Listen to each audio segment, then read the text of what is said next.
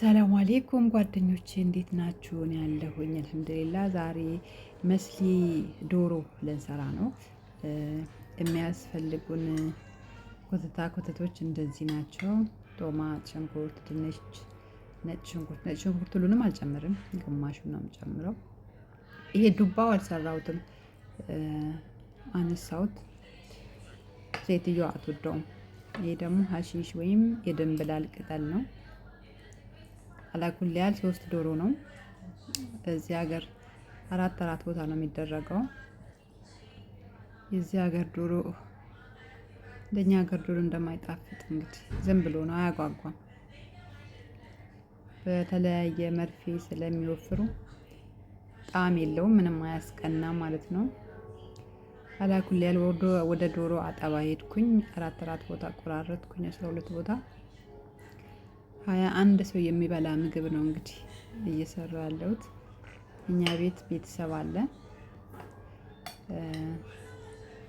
ከዛም በኋላ ትንፋሹም ይሄዳል። ትንሽ ገንፈል አደረኩት በቀረፋ በቅርንፉድ በምታዩት ነገር ገንፈል አርጌ ከዛ ጠብሰዋለሁ። ወደ መጥበስ ሄዳለሁ በዘይት ማለት ነው። ትንሽ እንትኑን እንዲለውጥ መልኩንም ይለውጣል፣ ጣዕሙም ይጣፍጣል። በዚህ በገንፈል በሚያደርገው ድስት 10 ደቂቃ ነው 12 ደቂቃ እንደዛ ገንፈል አለ። ከዛ በኋላ አጠፋሁት። ይሄ ድስት ብዙ ሰው ተጎድቶበታል።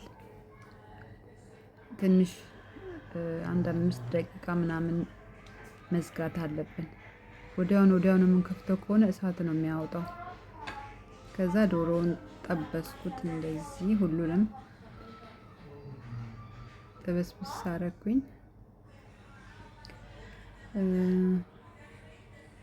ከዛ በኋላ ድንች በክብ የቆረጥኩ ነበረ በድንጃን ሁሉንም ጥብስብስ አረኩኝ። ቪዲዮን አረዘምኩኝ ግን ይሁን።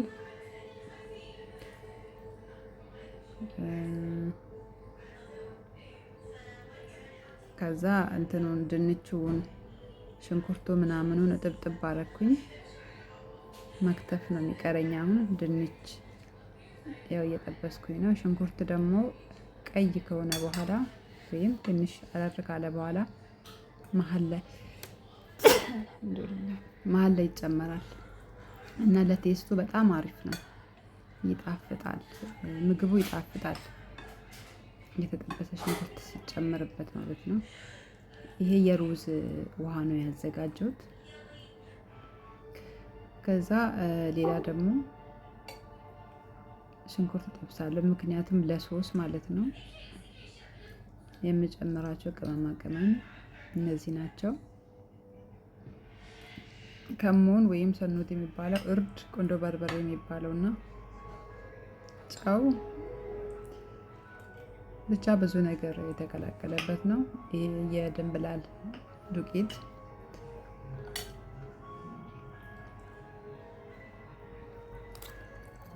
ይሄ የተፈጨ ቲማቲም ነው። ነጭ ሽንኩርት አለኝ።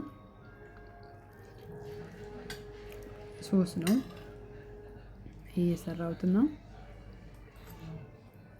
ከዛ ቲማቲም ጨመርኩበት። ቅመማ ቅመሞችን ጭምር አረኩኝ። ሚክስ አረኩኝ። ከዛም በኋላ ቅድም ገንፈል ያደረኩት የዶሮ ውሃ የለ እዚህ ላይ ጨመርኩኝ። ትንሽ ሶስ እንዲሆንልኝ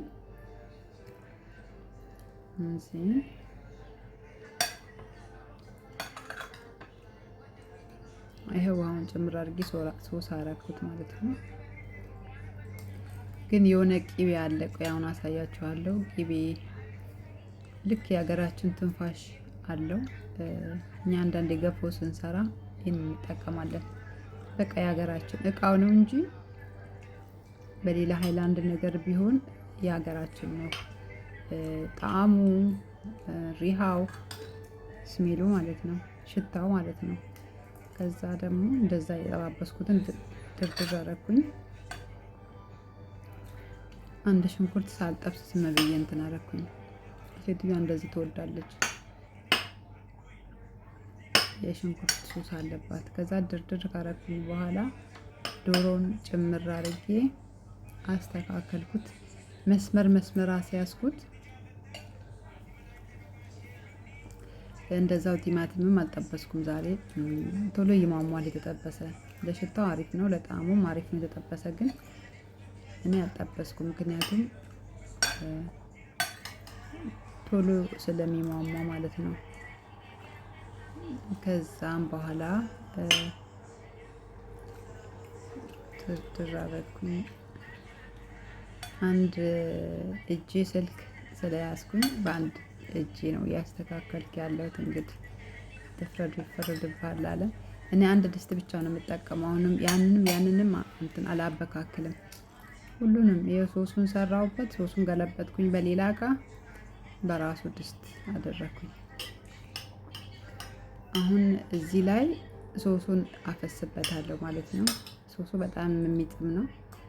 ከዛ ዶሮም እነዚህ ከታች ያሉ እንትኖችም ይጣፍጣሉ፣ የመረቁን ወይም የሶሱን ውሃ ስለሚጠጡ ማለት ነው።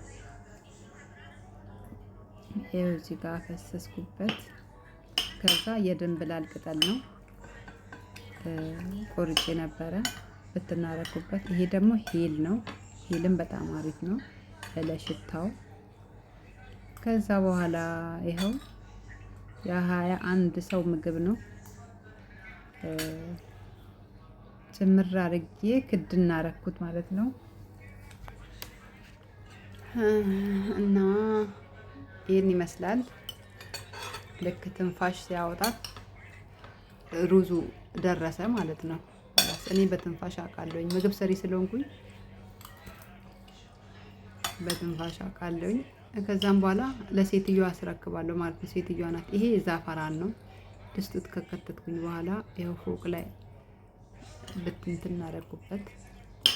ለመልክ የሆነ ወደ ሌላ መልክ ይሄዳል። ትንሽ መልኩ ቀየር ይላል። ጣዕሙም በጣም አሪፍ ነው። በጣም እንትን ውድ ነው ይሄ ዛፈራን የሚባለው። ከዛ ክድን አደረኩት። ይሄ ቀረ፣ ምክንያቱም ድስቱ ፉል ሆነ። ከዛም በኋላ በቃ ትንሽ 20 ደቂቃ ምናምን መጥቂቱ አረጋለሁኝ። ለሴትዮዋ አስረክባለሁ። እኔ ዕቃዬን ማጣጠብ፣ ኩሽናዬን ማጸዳዳት እገባለሁ ማለት ነው። መልካም